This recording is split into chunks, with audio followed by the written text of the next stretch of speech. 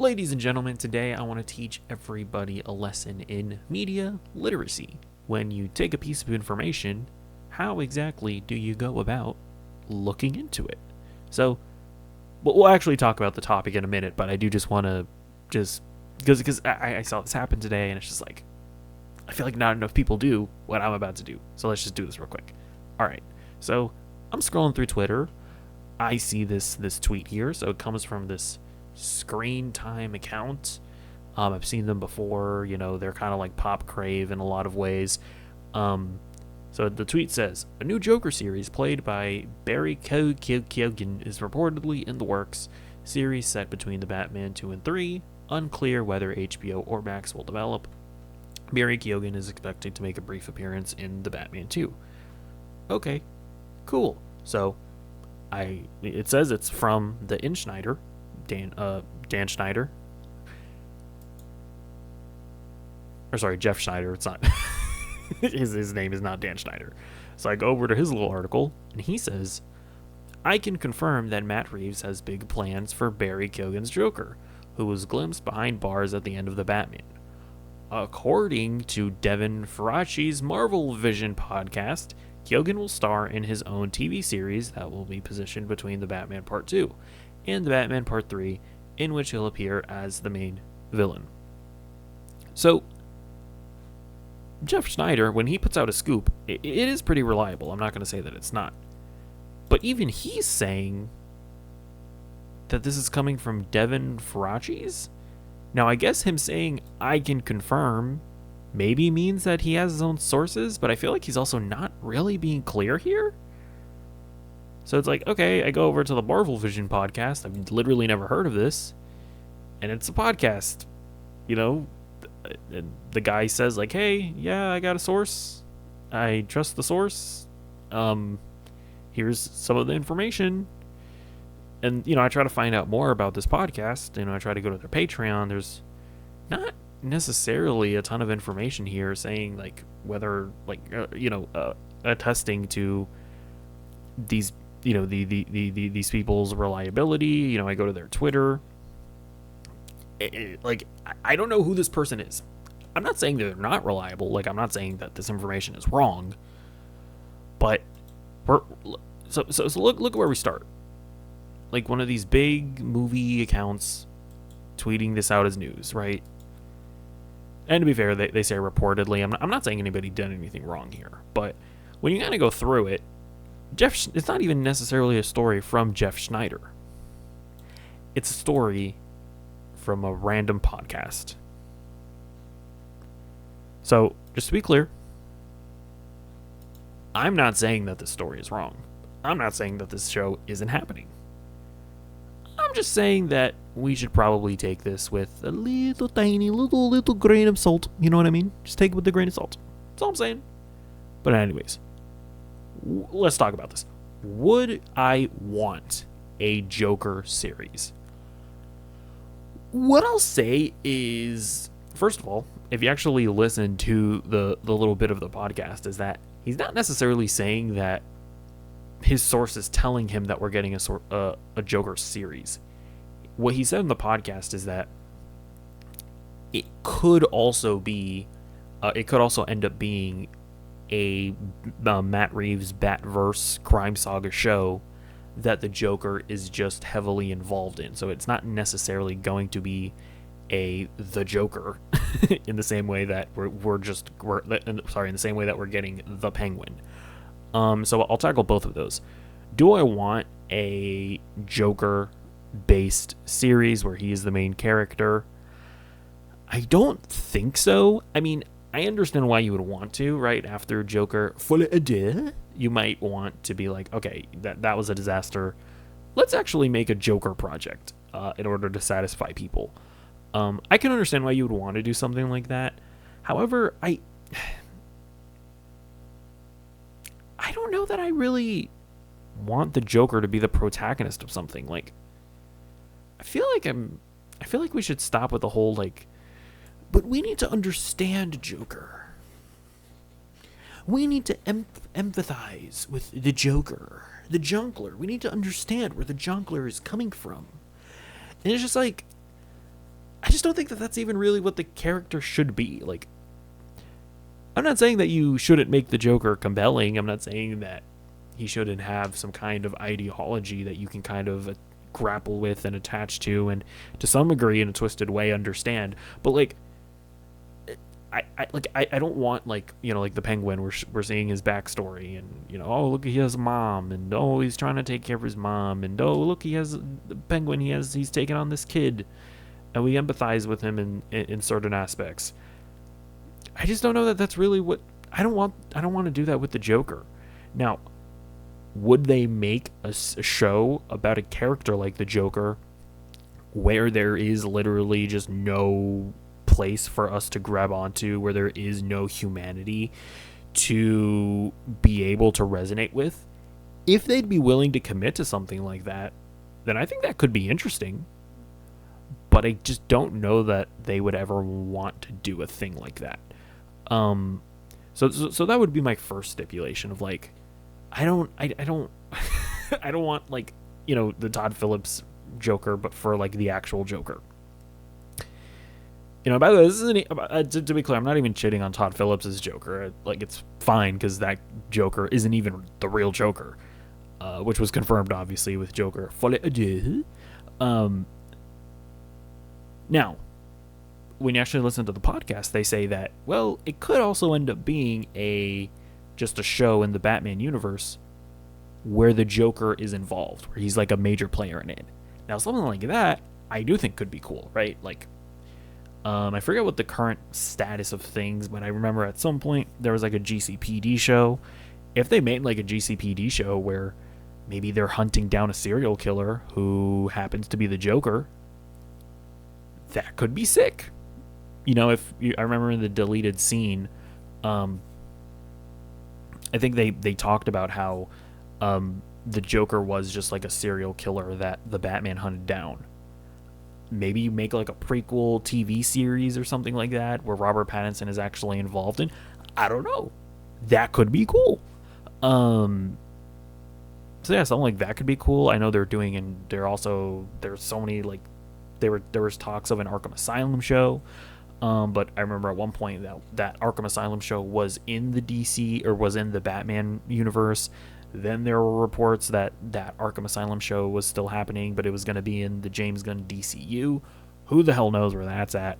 But something like that, where the Joker is kind of in Arkham Asylum and he's pulling strings and stuff, like, that could be cool. But yeah, I think at the end of the day, I'm just not really interested in let's understand the Joker. I want to see where the Joker is coming from. Oh, the Joker, he has a tragic backstory. We need to feel bad for the Joker. I don't know. I think I'm over that personally. So that's just something that would frighten me if we were to be getting like a series in the or like a full-on Joker series. That would be something that worries me. But then, yeah, some other stuff to look at here. So, you know, they also talk about how it's going to it's gonna be set between the Batman 2 and 3. I guess that would make sense. Like, if they were to do that, that would actually discount my prequel idea. Although, I mean, it could be like a series set in modern day, but then flashes back. So yeah, I mean, that would make sense because they're obviously doing that with the Penguin. And I wonder if they keep on doing that. I wonder if that kind of sets up the Penguin to be like maybe the main villain of Batman Part 2. Because if Penguin is going to end up being like the big kahuna, big dick crime boss, I wonder if that sets him up to be like the main antagonist in the Batman Part 2.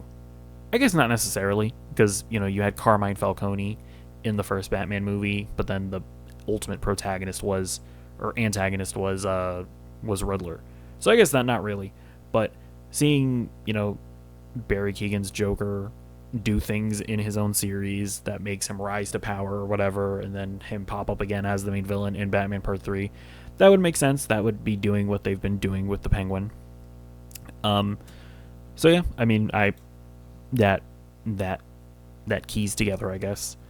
Something that I will say, though, is it says here also, it's unclear uh, whether HBO or Max will develop. That is one of those interesting things where, I remember when they took HBO out of HBO Max and everybody was like, "You're a fool. You're stupid. You're a big dumb poo poo head, David Zaslav. Why would you do that?" I still maintain that it was actually really smart for them to do that, because I think that HBO Max was actually kind of ruining the HBO branding, because we were now at a point where HBO, you think of HBO, it's like, oh yeah, The Sopranos, The Wire, Game of Thrones, but when HBO Max became a thing, we started associating things like Velma with HBO Max. We started associating like random Discovery reality TV shows with HBO. And I think slowly but surely they were actually whittling away at the HBO branding. Nowadays, The Penguin, it's an HBO series. That means something, right? Like now, when something is a Max series, and if it's bad, if it's poo poo caca, that's not necessarily going to impact the HBO branding. I personally think that, yeah, like whenever this Joker show comes out, if they slap on the HBO tag onto it, that's going to mean something. That's going to mean that the HBO people, the moneymakers over at Warner Brothers, or when I say moneymakers, I mean the guys with talent, they had their hands in the Joker show, so that means it's probably going to be pretty good. If it comes out and it has the Max branding on it, I don't know. So that's just something to point out. We'll see what it eventually ends up being slapped with. And then yeah, I also kind of don't mind that it seems like the idea of Barry Keoghan not necessarily being a major player in the Batman Part 2. I think that's fine, I think it's fine to tease the Joker. I think it's fine to make him be a guy that's maybe like operating behind the scenes, pulling strings and whatnot. I don't think he necessarily needs to be the main villain just yet. Especially because it's like, do you really necessarily want to have your second Batman movie be like directly competing with The Dark Knight? Maybe not. That's not. Maybe that's just like those comparisons would just be immediate. They would be quick and swift. Barry Keoghan's performance is going to be immediately compared to Heath Ledger. Your movie is just going to be immediately compared to The Dark Knight. So I think even from just that perspective, it makes sense to, we don't need to have our second movie be with the Joker. And, I mean, I think you also leave room for you to have that explosive finale, that explosive battle, ultimate battle between Batman and Joker be your third movie. Because I think when you look at the Dark Knight trilogy, I mean, obviously in a lot of ways, the Dark Knight Rises is just a worse movie than The Dark Knight.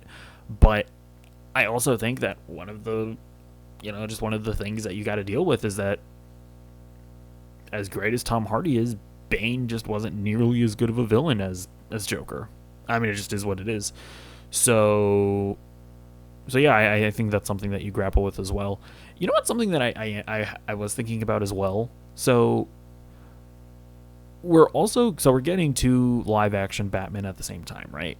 We're getting the Robert Pattinson Batman, and then we're also getting a live action Batman in the DCU. So they're obviously comfortable with having two live-action Batman. Are they going to be comfortable having two live-action Jokers? Because I've gotten the impression, and they haven't come out and said this, but I would assume that whatever villains Matt Reeves is using, that probably means that they might not show up in the DCU.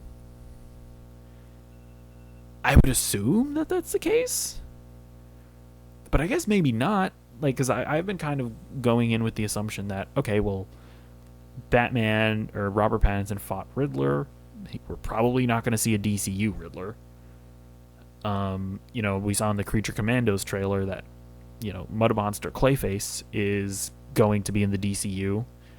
Well, if he shows up in the Matt Reeves Batman movies, which has been rumored, was probably not going to be the Mud Monster Clayface. He's probably going to be just like the serial killer that wears masks or whatever. However, when it comes to the Joker, you can't really make distinctions like that. It's like he's just the Joker. So if this is all true and Barry Keoghan's Joker is going to have a prominent role in the Matt Reeves Batman universe, I just wonder, and I don't know if I don't actually know for any of this if any of this is actually the case, but I do wonder, will that mean that the DCU Batman maybe won't have a Joker? I don't know. We'll see. But in any case, let me know what you think about any and all of that in the comments down below, and I'll see you in the next video. Goodbye.